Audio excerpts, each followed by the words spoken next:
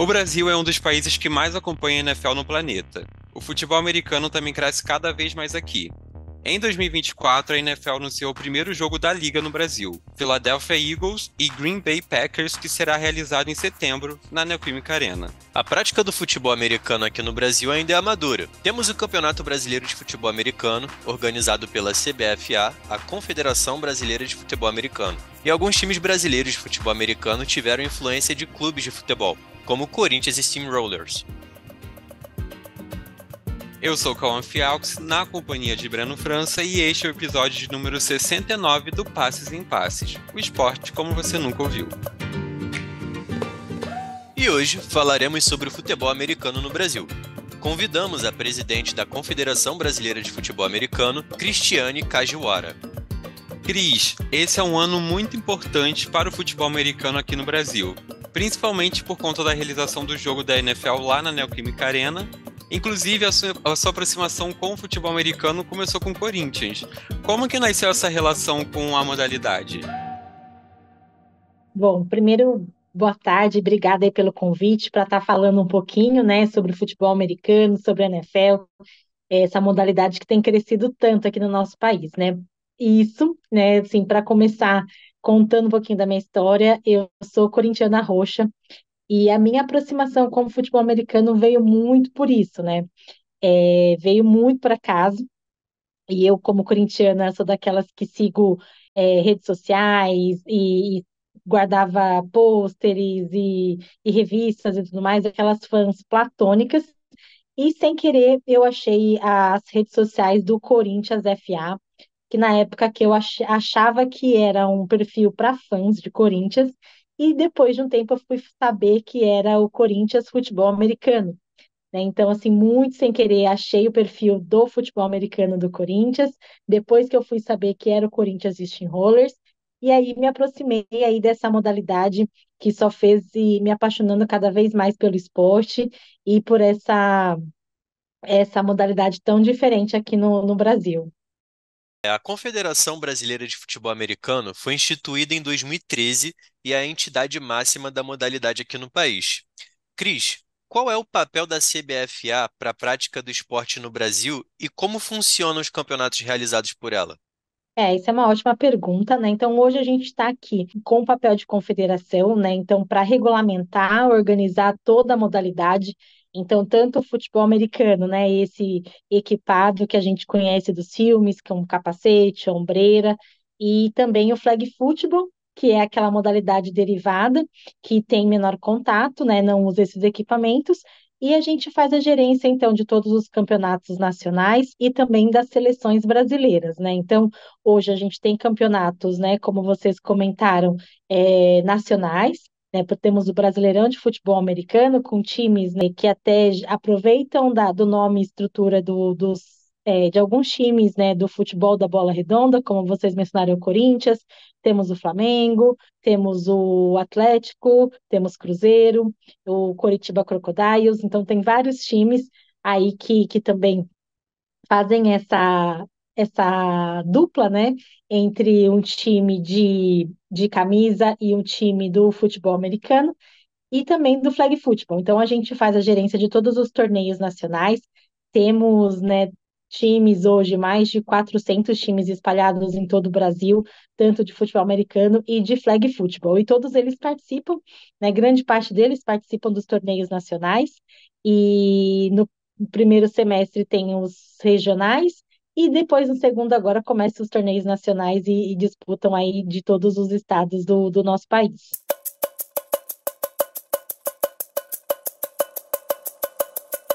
E agora chegou a hora do nosso quadro Let Me Tell You. E neste quadro, sempre trazemos informações e curiosidades sobre grandes clubes, atletas ou momentos marcantes do esporte. O nome do quadro vem da expressão inglesa Let me tell you, que significa deixa eu te contar em português. Para o episódio de hoje, deixa eu te contar sobre as partidas da NFL que aconteceram fora dos Estados Unidos. A primeira partida aconteceu em 2005 no Estádio Azteca, no México. O jogo foi entre San Francisco 49ers e o Arizona Cardinals. A partida foi vencida pelo Cardinals por 31-14 e teve um público de mais de 100 mil pessoas presentes no estádio. O jogo foi um dos que mais teve torcedores na história da NFL. Inclusive, manteve o título de jogo com mais público até 2009. E além do México, Reino Unido, Canadá e Alemanha também já receberam a NFL. O Reino Unido lidera a lista com quase 40 partidas realizadas. Em 2025, a Espanha também receberá o seu jogo da NFL, que será realizado no estádio do Real Madrid. No Brasil, os 42 mil ingressos para a partida que acontecerá em setembro, na Neoquímica Arena, foram esgotados 2 horas após o início da venda geral. Quase 20 anos depois do primeiro jogo da NFL fora dos Estados Unidos, finalmente teremos um jogo aqui no Brasil. E Cris, qual é a importância desse jogo para o futebol americano aqui no Brasil? Não só para os fãs, mas também para o desenvolvimento da modalidade aqui no Brasil. Bom, a gente está vendo assim com uma importância muito grande, né? Porque acho que não só a movimentação econômica que esse jogo vai trazer para cá, mas acho que nunca se falou tanto de futebol americano aqui no Brasil, né? Por tanto tempo. Então, assim, a gente espera que através desse jogo, né, muito mais pessoas que nunca tinham ouvido falar do esporte conheçam e a modalidade, queiram acompanhar, e não só a Liga Americana, mas também os times e torneios e a nossa seleção nacional, né? Então a gente espera que tenha esse aumento da procura, do público em geral e também das empresas, né? Hoje, como o futebol americano aqui no Brasil ainda é amador e todos os atletas e profissionais têm, né, tua profissão, a tua carreira e precisa conciliar com a tua vida profissional, de atleta e tudo mais. E a gente espera também que esse jogo aqui no Brasil possa trazer essa visibilidade e atrair também possíveis patrocinadores e apoiadores ao esporte, né? Então a gente fica muito contente com toda essa exposição que nós temos e agora a gente está atravessando, né? Conseguindo de repente alcançar patamares mais elevados e que a gente possa alcançar esse crescimento também financeiro e de fãs. Cris, como é a relação da NFL com a CBFA? Vai ter participação ou ativações da Confederação Brasileira no jogo da NFL no Brasil? Sim, a gente tem uma relação bem próxima, né, com a NFL. Já fazemos alguns projetos em conjunto, que o principal deles é o projeto da NFL Flag, né, que é um projeto global que eles têm para desenvolvimento realmente do esporte, né, principalmente com as crianças. Então, desde o ano passado a gente já faz esse trabalho em conjunto com eles, né, desenvolvendo o flag, levando o flag para crianças em escolas, em comunidades. Então, esse ano a gente vai fazer mais uma edição, né, com participação de mais de 50 escolas pelo Brasil, que vai fazer parte do calendário, vai fazer parte do evento do NFL Game aqui em São Paulo. Então, a gente tem essa proximidade com eles, vamos fazer algumas ações em conjunto, não só, né, no dia do jogo, mas também principalmente nos eventos aí que antecedem o jogo, né, estaremos ali também no NFL Game, então sim, a gente tem uma relação muito próxima, né, e principalmente nessa parte de desenvolvimento do esporte e do flag, a gente atua muito forte aí com projetos, em conjunto com a NFL. Doncic on the move. Back of the end zone. Caught, but inbounds or not. They give her to her. Touchdown, Brooklyn Hill. And the Predators strike first. What a catch. And what a play by Macy Doncic to get that one off. Recentemente, o Brasil Onças Sub-20 viajou para o Canadá para competir a Copa do Mundo Júnior de futebol americano. Cris, conta pra gente como foi essa experiência, quais foram as expectativas para os jogos e também os desafios da seleção brasileira. Nós fizemos a nossa participação, então, entre 6 edições que já acontecem dessa Copa do Mundo Júnior, é a primeira vez que um país sul-americano participou, né? Então, o Brasil, foi a nossa seleção. Tivemos muitas dificuldades, primeiro para conseguir a equipe apta para viajar, seja em visto, seja a parte de recursos financeiros. Depois também, a gente chegando lá, a gente viu, né, o quanto a gente ainda precisa desenvolver, o quanto nós estamos ainda engatinhando, né, com relação aos países mais desenvolvidos e que praticam o futebol americano há mais tempo, né? A gente caiu num grupo super difícil, né? Onde a gente enfrentou os atuais campeões, né? Que é o Canadá. Eles foram campeões da edição anterior e foram campeões também esse ano. Então, depois acho que dos Estados Unidos eles realmente são pioneiros na prática, né? Os adultos lá já competem em ligas profissionais, eles também desenvolvem o futebol americano desde muito jovens, então, e logo de cara a gente enfrentou o Canadá, né, no primeiro jogo, então a gente sabia que ia ser um desafio muito grande estar enfrentando essas equipes já mais desenvolvidas, mas a gente não imaginava também o quão longe a gente está ainda de realmente competir, vamos supor, de uma forma mais competitiva com essas grandes potências do esporte. Então, assim, com certeza foi histórica a nossa participação, a nossa ida até lá, mas a gente conseguiu refletir, né, nós da diretoria, tanto a comissão técnica também, do quanto a gente ainda precisa trabalhar, realmente investir em bases. Hoje no Brasil são pouquíssimas equipes que trabalham a formação de base, então grande parte dos praticantes do futebol americano hoje são adultos, então a gente viu que a gente realmente precisa fomentar mais a base, que a gente comece, né, desde, como a gente está falando, por exemplo, do flag desde crianças, para que eles quando chegarem com essa idade de 18, 19 anos, já tenham essa experiência maior, né, de competir, de competições internacionais, mas com certeza, assim, foi muito, muito, muito gratificante e muito bacana a gente estar presente lá. Acho que tanto, principalmente as equipes da casa do Canadá, eles elogiaram bastante a nossa postura, a nossa participação, de mesmo estar perdendo num placar assim muito, muito grande, né, comparado ao nosso futebol, a gente pode falar que foi, por exemplo, com um 7-0, mas assim, mesmo tendo esse placar muito elástico, os garotos, né, os atletas não deixavam, não se deixaram desistir, não se deixaram desmotivar, estavam mantendo, né, o mesmo ritmo de jogo quanto no início, então eles elogiaram tudo isso, né, a alegria dos brasileiros de estar sempre interagindo com as outras equipes, até com o próprio Canadá mesmo, fizeram muitas amizades, mesmo após o jogo, né, estavam todos cantando, interagindo uma com a seleção com a outra. Então foi uma experiência muito boa, os garotos também voltaram com uma casca, uma bagagem muito grande, né, dessa viagem, e agora a gente tem, né, nossa lição de casa e nosso dever aí de começar a trabalhar ainda mais o futuro, né? A base e toda essa nova geração que está vindo para o futebol americano.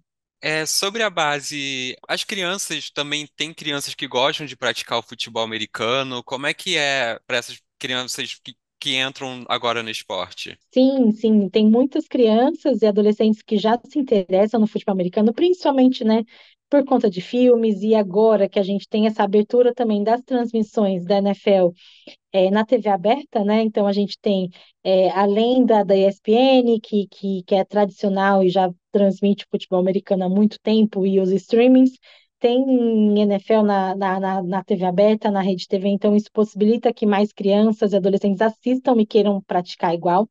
E o flag também vem muito para ajudar nisso, né? Às vezes os pais têm aquele receio de repente, fazer com que os filhos pratiquem o futebol americano, achando que, de repente, é só violento e tudo mais. Mas, assim, depois que eles conhecem, né, que é muito mais estratégico do que violento, eles conseguem entender de uma modalidade diferente, que tem, que aceitam biotipos diferentes também. Então, a gente acaba começando, né, com o flag football, para que eles tenham essa noção da bola oval, do objetivo de jogo, que é marcar touchdown e tudo mais, e aos pouquinhos eles vão migrando para o futebol americano também equipado, né? Então, acho que essa estratégia é muito boa para que a gente faça essa inicialização com menos custo, principalmente, né? Porque aí não precisa do investimento, por exemplo, logo de cara com capacete, com ombreira, e sim só uma bola, né? E a flag, que pode ser uma fita na cintura. Então, a gente tem cada vez mais, né, crianças e adolescentes interessadas, sim, em praticar e conhecer o esporte. E além do futebol americano, outro esporte relacionado é o flag football, e é uma modalidade que fará parte das Olimpíadas de Los Angeles em 2028. Cris, quais são as diferenças do flag football para o futebol americano e como essas modalidades se relacionam? Perfeito, essa é uma excelente pergunta, né? Então, como eu já tinha adiantado um pouquinho, né, o futebol americano equipado, né, tem o capacete, a ombreira e jogam 11 contra 11, né? A gente pode comparar ao nosso futebol de campo, né? Que o futebol americano, então, entram 11 do ataque, depois 11 da defesa e podem ter diversas substituições ao longo da partida. O flag football, comparado também ao nosso futebol da bola redonda, seria como se fosse futsal, tá? Que jogam 5 contra 5, né? Então, tem um número reduzido de atletas em campo. O campo também é um pouco menor, mas não usa-se os equipamentos de proteção. Então, por ele ter menos contato, né, e ele não permitir, por exemplo, o tackle, né, ele tem o mesmo objetivo que o futebol americano, que é marcar o touchdown, que vale em 6 pontos. Então, você tem que atravessar o campo, né, conquistar o território adversário. Porém, no futebol americano, a jogada se encerra quando há o tackle, quando há aquela derrubada ou aquele, né, aquele abraço que o jogador da defesa dá no atacante, né? Então a jogada para ali. No flag é diferente, não é permitido esse tipo de contato, porém, quando o defensor puxa a fita na cintura do atacante, a jogada para ali e depois recontinua. Então, assim, essa é a grande diferença, tá? Então, do futebol americano, existem equipamentos e permite o contato para parar a jogada. No flag, a gente não usa equipamentos, porém, quando o defensor vai querer parar a jogada, ele puxa a flag na cintura e a jogada continua dali. E tem os mesmos objetivos, que é marcar o touchdown e os pontos extras, né? Então, assim, essa é a grande diferença, né, dentro do contato, ou permitir ou não o contato, e também a quantidade de jogadores em campo. And a nice run. Ganlin stopped Doncic on the play. Yes, and in flag, if a player takes the snap from the center and then hands it to the quarterback, they are now activated to be able to run or throw the football. And right here, she was tiptoeing in her Jordans down the sideline. You love to see that. I'm a sucker for seeing these dual threat quarterbacks go out there and make plays. I wonder why. Então, pensando, né, em Olimpíada, pensando em competição com poucos dias, o flag football ele é muito mais viável, vamos dizer assim, né? Porque permite que cada equipe possa jogar 2 ou 3 partidas no mesmo dia, assim, por exemplo, como o Rugby Sevens ou outra categorias, que às vezes a equipe pode fazer 2, 3 jogos durante o dia, e aí sim, né? Um torneio pode ser realizado em 3, 4 dias, né? O futebol americano não seria possível por conta, né, do grande contato que ele tem e também o grande número de atletas. Então, por exemplo, assim, uma delegação de futebol americano é no mínimo 50 atletas e uns 10 técnicos. Então, por exemplo, assim, a delegação seria muito grande para viajar. Imagina 12 países, que sejam 12, 15 países, né, levando essa delegação, seria muito custoso e muito trabalhoso para uma logística de Olimpíadas. Já o flag football, como são 5 contra 5, as delegações são formadas com cerca de 12 atletas e mais 3 ou 4 técnicos e depois mais comissão técnica, médica, vamos dizer assim. Então, no máximo 20 pessoas, né,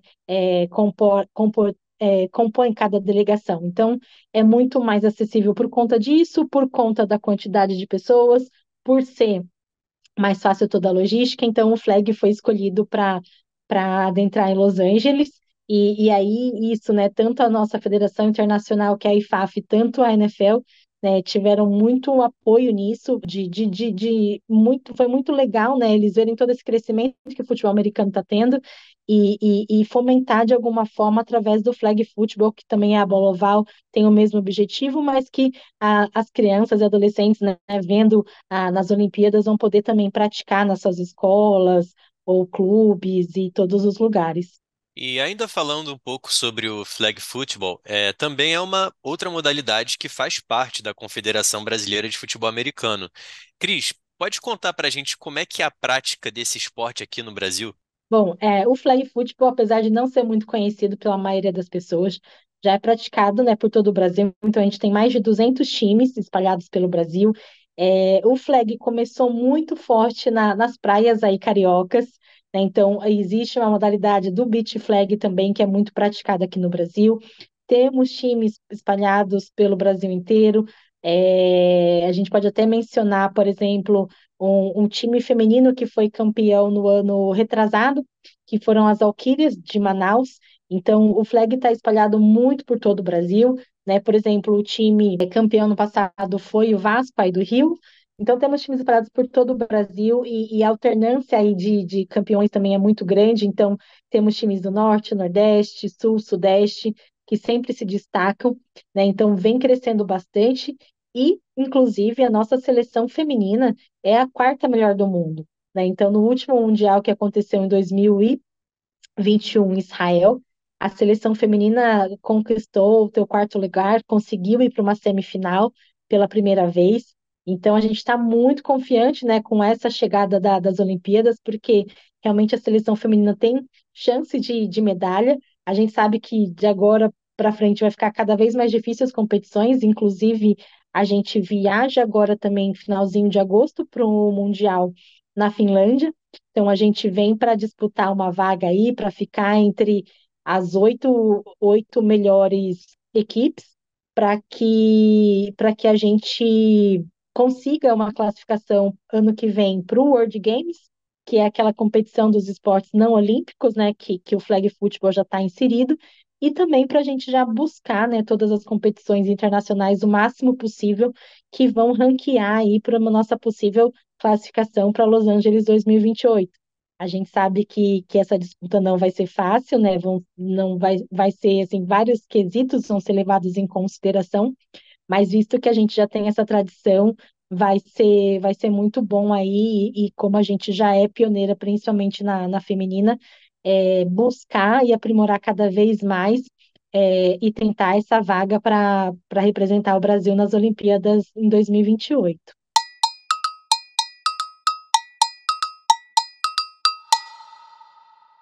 Agora é hora do quadro Lê Me Indica, no qual recomendamos livros, filmes e séries. No Passes em Passes, nossos convidados participam e você fica por dentro dos conteúdos relacionados ao tema de cada episódio. Cris, você tem alguma indicação para os nossos ouvintes sobre o tema de hoje? Pode ser filme, série, livro, trabalho, documentário, que você puder imaginar aí para contar para gente. Legal. Bom, primeiro eu indico aqui que todos sigam de repente, as redes sociais da Confederação Brasileira e Brasil Onças, para que acompanhe tudo o que acontece da nossa modalidade também aqui no Brasil. Então, depois, se vocês puderem colocar na legenda, @Brasil_Onças, para quem quiser acompanhar nossas seleções brasileiras. Eu indico também, tem muitas séries boas na Netflix. Então, ontem mesmo lançou uma série falando dos recebedores, do wide receivers, né? Então, que conta um pouquinho da vida desses atletas, né? Dos recebedores de alto rendimento aí, que estão no topo da NFL. Eles já lançaram ano passado também uma série que fala dos quarterbacks, que são os lançadores, né? Que são os cabeças dos times, né? O coração do ataque. Então, são duas séries muito legais que tem na Netflix. E vários outros filmes que também falam de futebol americano. Tem um também que fala sobre o draft, que conta um pouquinho, né, como é feita a escolha dos jogadores dentro dos times da NFL. Então tem bastante conteúdo, bastante filme também que fala um pouquinho. E é isso, sabe? Tipo assim, acho que se você gosta de futebol americano, pode acompanhar não só a NFL, a Liga Americana, todos os eventos que vão acontecer no Brasil esse ano, mas também nas nossas redes sociais para acompanhar um pouquinho do que é feito e praticado aqui no Brasil. Bom, e para a gente encerrar, a gente está em um momento ótimo para o futebol americano aqui no Brasil, não só pela realização do jogo da NFL, mas também pelo alto número de fãs que a liga tem, que, segundo o Ibope, são 35,4 milhões de fãs. E quais são as ações da Confederação Brasileira de Futebol Americano para o futuro do futebol americano aqui no Brasil? Bom, a gente tem como objetivo, né, cada vez mais melhorar e dar melhores estruturas para os nossos fãs e praticantes, principalmente, tá? A gente sabe que nem todos esses 35 milhões aí de fãs da NFL hoje sabem que existe o futebol americano praticado aqui, então a gente tem um mercado ainda muito grande a alcançar e a mostrar, né? Então a gente quer alavancar cada vez mais a modalidade, que a gente ganhe mais praticantes, mais fãs também. Hoje a gente sabe que ainda não dá para comparar, por exemplo, a estrutura ou a entrega dos jogos, né, da NFL com os nossos aqui. Então, a gente sabe que tem essa dificuldade. Então, de repente, aquele fã que gosta de assistir a NFL ainda talvez não se enxergue assistindo a modalidade praticada aqui no Brasil. Mas pouco a pouco a gente quer tirar essa distância. Então, a gente tem muito trabalho aí, principalmente para trabalhar na massificação do esporte, né, seja com as crianças, adolescentes nas escolas, seja também para fomentar aí o alto rendimento e a gente conseguir lugares nos pódios e competições internacionais, para a gente mostrar o nosso lugar e também, sabe, fomentar a prática desse esporte e que ele seja cada vez mais conhecido aqui. Então, são duas frentes muito grandes que a gente tem aí, uma que é a massificação, através das crianças, outra também na parte de competições e alto rendimento. Fim de papo no Passes em Passes. Agradecemos a sua audiência e se você gostou do nosso episódio de hoje, aproveite e segue a gente lá no Instagram e no YouTube, no @lemeuerj, e acompanhe os textos do nosso site em leme.erj.br. Cris, a gente agradece muito aqui a sua presença no Passes em Passes e a gente também torce para que o futebol americano cresça cada vez mais aqui no Brasil e também, quem sabe, as medalhas nas Olimpíadas de Los Angeles, no flag football. Então, muito obrigado por aceitar o nosso convite e por participar. Eu que agradeço o convite, agradeço todo o papo também. Espero um dia recebê-los aqui em São Paulo, quem sabe vocês possam acompanhar, não somente de repente o jogo da NFL, mas algumas das ações que a gente vai fazer por aqui. Se eles tiverem essa disponibilidade de vir para São Paulo, serão super bem-vindos, viu? Passes em Passes é uma realização do Laboratório de Estudos em Mídia e Esporte, com coordenação geral de Ronaldo Delau e coordenação do projeto de extensão de Fausto Amaro. O episódio de hoje teve produção e roteiro de Cauã Fialques e edição de Gustavo Fernandes. Esperamos vocês no próximo episódio. Vem muita coisa boa por aí. Segue a gente. Passes em Passes, o esporte como você nunca ouviu.